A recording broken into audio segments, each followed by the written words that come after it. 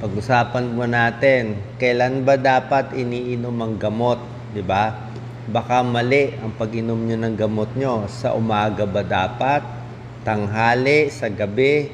Ang gamot nyo ba, dapat ba after meals, tapos kumain, bago kumain, may laman tiyan o walang tiyan?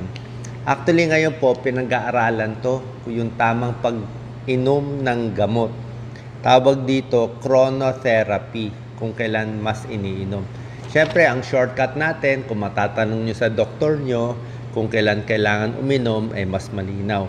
Ito po kasi ang issue. Pag ininom nyo yung gamot nyo with meals, di ba? Kumain, inom ng gamot. Usually, ang ginagawa ko. Ang problema doon, may konting danger na baka hindi ma-absorb masyado yung ininom mong gamot. Diba? Kasi sumabay sa pagkain baka hindi pumasok sa katawan.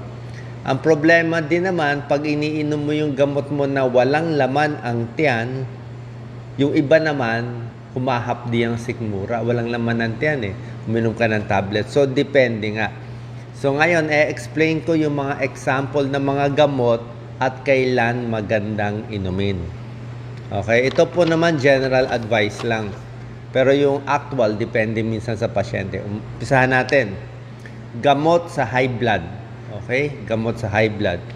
Kadalasan, ang gamot sa high blood, pinapainom sa gabi. Okay? Depende.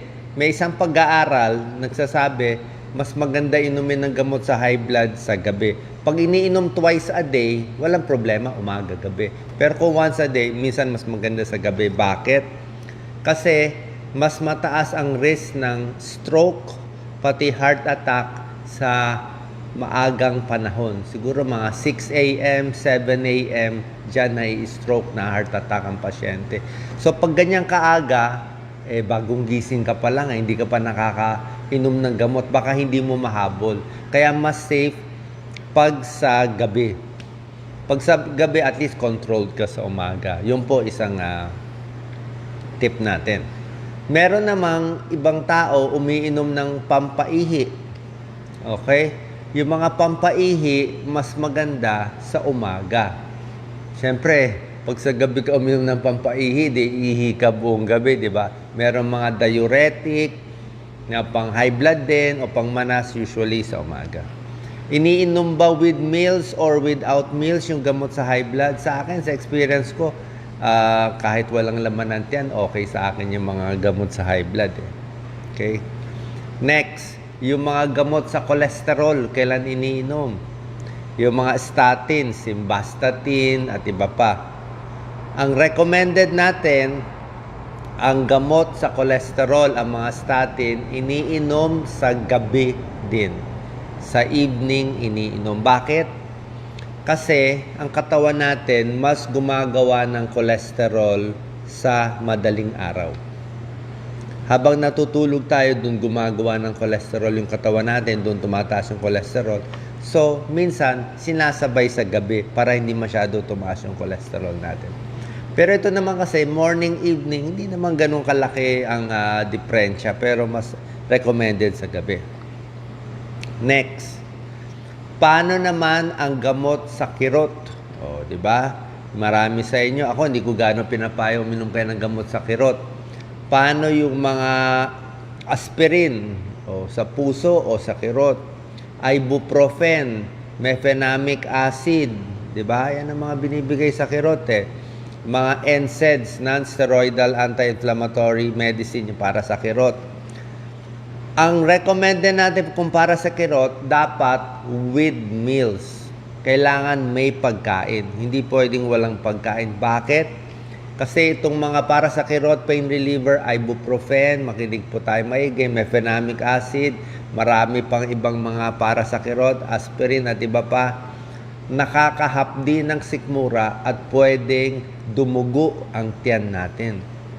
Pwedeng ma-ulcer, pwede dumugo, kaya delikado. Dapat talaga busog, may laman ang tiyan. Kung alanganin, at least kumain kayo ng isang saging o isang tinapay bago iinom nito mga gamot kasi medyo matapang to masusugat ang tiyan.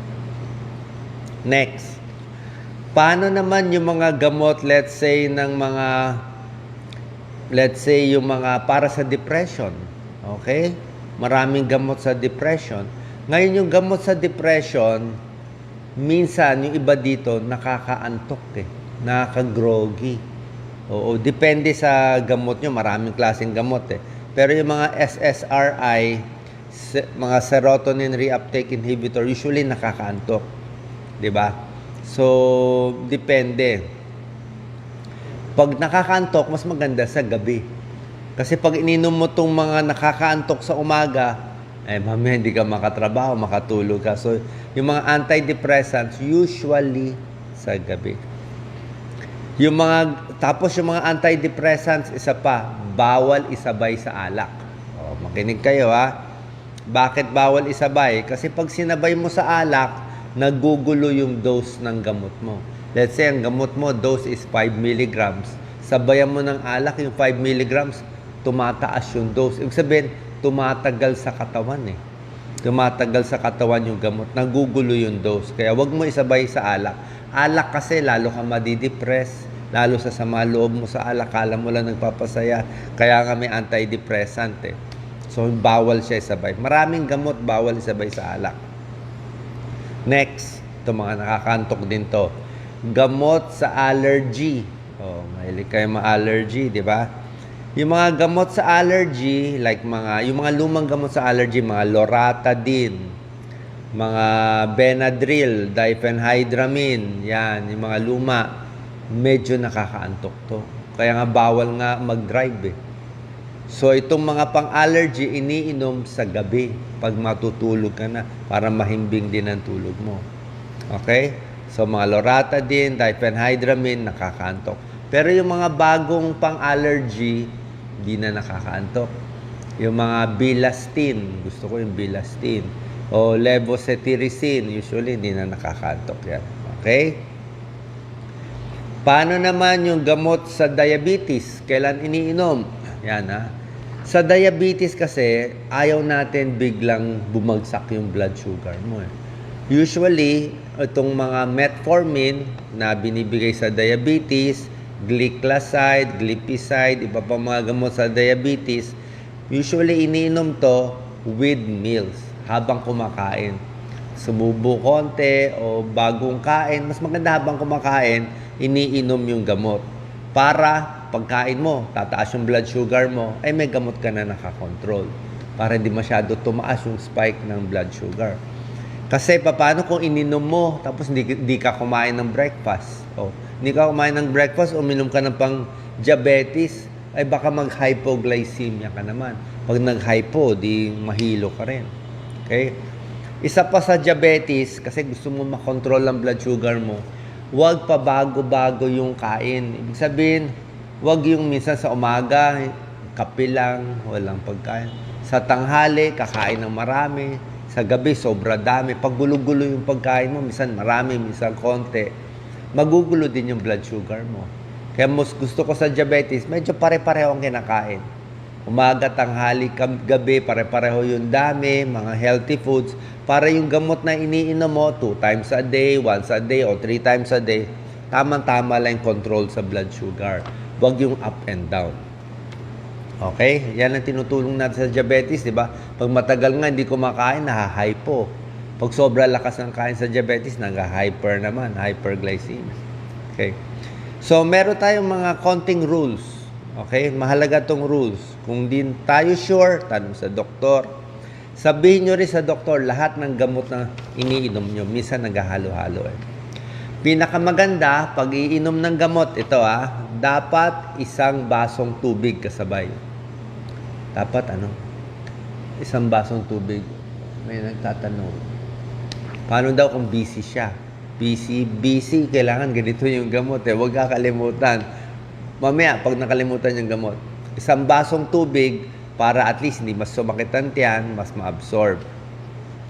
Ang gamot usually hindi dinudurog.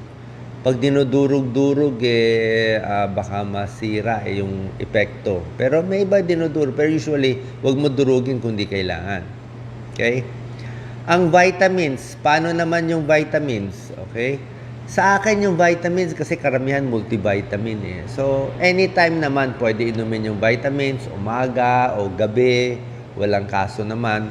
Ang recommended lang, kung pwede lang yung vitamins, wag lang sana isasabay sa gamot.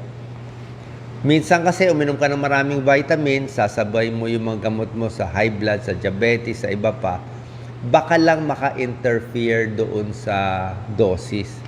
Pero kung wala talaga tayong choice, yung gamot yun 3 times a day, di okay lang naman uminom. Kung pwede lang naman ihiwalay, mas maganda. Isa pa yung gamot, wag ihahalo sa mainit na tubig. Kung masyado mainit, baka masira din yung gamot. Wag isasabay ang gamot sa alak, ha? Bawal sa alak, bawal sa droga. Sa mga nakakalimot ng gamot, nakakalimot uminom, lagi ako nakakalimot lagi. Maganda may taga-remind. Doc Lisa, nakainom na ba ako ng gamot? Di pa. Nakainom na ba ako ng vitamin, Doc Lisa? So, tinatanong mo, tanong sa misis mo.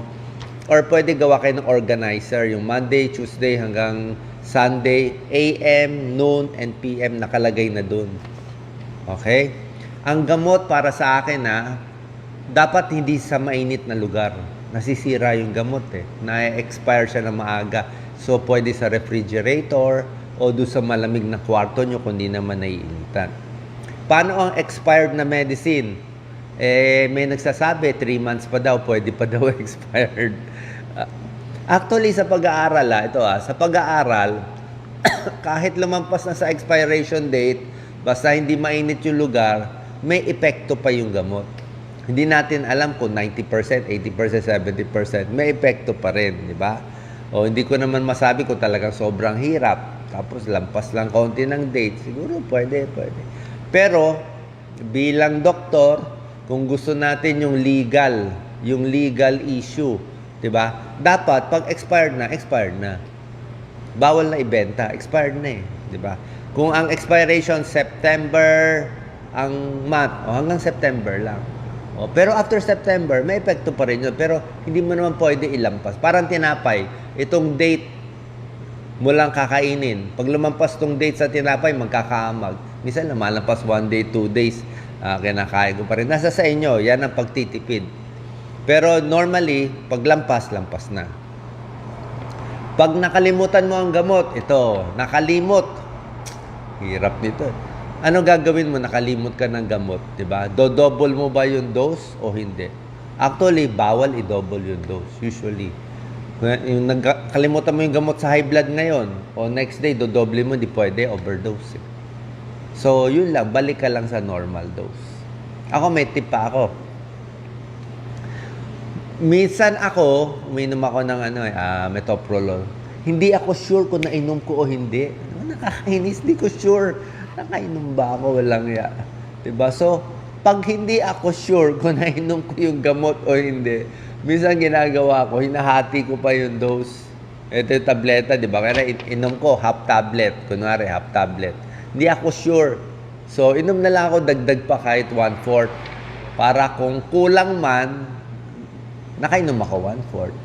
Kung sobra man, konti lang sinobra ko. Minsan ginaganon ko na lang minsan nakakalimot tayo, very busy. Marami pa mga gamot, very important. Gamot sa tuberculosis. Ito, TB. Mahirap tong gamot sa TB. Ang TB, ang daming tableta, di ba? Ang daming gamot yan. Minsan 4 tablets, di ba? Itong gamot sa TB, ang ideal, ang pinakagusto ng doktor, lalo na kung malala ang tuberculosis mo, gusto nila sabay-sabay. Sabay-sabay yung gamot ng TB, wala pang laman ng tiyan. Bago ka kumain, 1 hour before, inumin lahat ng gamot sabay-sabay. Tapos hindi ka pa pwede kumain, hintay ka pa 1 hour. Pag kumain ka, hintay ka pa 2 hours. Pag medyo walang laman ng tiyan, bago sabay. Bakit gusto nila sabay-sabay sa TB? Alam niyo bakit? Galit sila sa mikrobyo ng TB. Lalo na yung maraming TB na payat. Gusto nila sabay-sabay para mataas ang dosis sa katawan para patay yung bakterya. Ganun. Pero syempre, may tao sumasakit ang tiyan din pag sinabay-sabay sa TB medicine. So, pag masakit ang tiyan mo, wala tayong dose. Hatiin mo na lang. Kung masakit ang tiyan mo, wala tayong dose. Di after eating mo na lang inumin. Pero, tatandaan natin, pag ganun ginawa natin sa TB medicine, mas mahina ang epekto. A little mas mahina yung epekto. Okay? So, wala namang masama pag ininom mo itong mga gamot after meals. Kaya ako, kung di kayo sure, like ako yung mga maselan ng tiyan. Tayo, may GERD, taas ang kamay, gastritis, lagi mahapdi tiyan, lagi maasim. Kung mas sensitive tiyan mo, wala tayong choice, after meals na lang. Pero isipin natin na baka humina lang yung dose. Anyway, kung TB mo, hindi naman malala, mapapatay mo Antibiotics, ako usually after meals Masakit sa tiyan yung antibiotic. Pero, magugulo yung dose konti. So, kung mahina lang naman yung bacteria mo, yung tonsil mo, tonsillitis, hindi ganun kalala, okay lang after meals. Diba? So, bumaba yung dose konti, wala namang kaso. Hindi naman talaga serious. Yung gamot na pampatulog, yung mga sleeping pills, syempre sa gabi, sleeping pills diba? Ito pa, gamot sa ulcer, tulad ng esomeprazole, mga Nexium. Usually, itong mga esomeprazole, before breakfast. Pagkagising, bago mag-breakfast, doon nila gusto. Mas nababawasan yung acid sa tiyan. Ito pa isa. Yung merong mga gamot na tinatawag na pampalabnaw ng dugo. Yung mga warfarin. Yan, mga warfarin. Yung mga warfarin, Coumadin, okay, diba? Ininom natin to. Walang problema with meals or before meals. Ang problema lang dito sa warfarin, gusto niya malabnaw ang dugo mo para hindi magbuo sa puso. Ano ang nakakalapot ng dugo? Ang nakakalapot ng dugo, hindi ito masama. Nakakalapot ng dugo, green leafy vegetables. May vitamin K. Maganda green leafy vegetables Diba? Healthy, papahaba ng buhay. Diba? Pero ito, nagkakos ng yung normal clotting. So, pag naka-warfarin ka, Coumadin, dapat yung dami ng gulay mo pareho lang. Lagi yung gulay mo, 1 cup, 2 times a day. Ganun lang. Huwag sobrahan, huwag bawasan.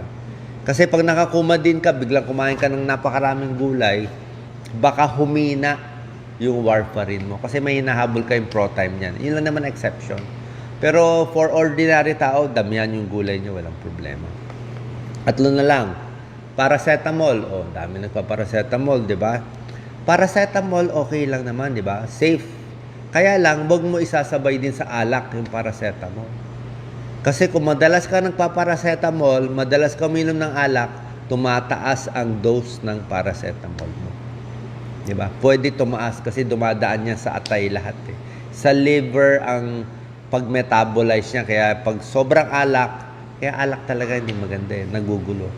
Isa pa, may antibiotics na tinawag na quinolones. Mga ciprofloxacin, ciprobay, levofloxacin, moxifloxacin, tetracycline, doxycycline. Itong mga antibiotics na may mga ciprofloxacin sa dulo, usually, hindi sinasabay sa gatas. Huwag mo muna isabay sa gatas. Mamaya ka na kumain ng ice cream, baka a few hours after. Medyo nagugulo lang yung absorption nitong antibiotic, lalo na kung kailangan. Isa pang last, ito, gamot sa thyroid. Yung mga hypothyroid. Ito yung levothyroxine. May mga tao na hypothyroid sila, binibigyan ng levothyroxine, mga L-troxine, Synthroid ang pangalan. Ito dapat iniinom sa umaga, walang laman ang tiyan. Kasi gusto mo yung thyroid level mo saktong-sakto. Ayaw mo sobra, ayaw mo kulang. Para masakto yung thyroid level mo, dapat sa umaga, walang laman ng tiyan, 60 minutes before breakfast, para sakto yung sa thyroid, para hindi tumaas at bumaba. Okay? Okay ba ang dugo? 110/60? Okay lang po yan. Normal yan. Pero kung uminom kayo ng gamot sa high blood, 110/60, tingnan natin. Baka masyado nang bumaba. Okay? Sana po nakatulong itong mga payo ko. May nagtatanong, paano yung mga supplement? Di ko alam kung anong supplement nyo. Depende. May supplement na masakit sa tiyan, meron hindi. Pero sa akin, kung Kung alanganin ng tiyan nyo, okay naman with meals. Okay? Okay naman with meals. Wala namang problema. Pero isipin nyo lang, baka lang medyo bumababa yung dose kung with meals. Okay? Tubig, uminom ng marami. Ha? Basta umiinom ng gamot, kailangan maraming tubig na iniinom. Lalo na yung mga fiber supplement, uminom kayo ng fiber, kailangan maraming tubig. Maraming gulay kinakain, dapat maraming tubig para hindi ma-imbak yung mga fiber sa katawan natin. Maraming salamat po. God bless po.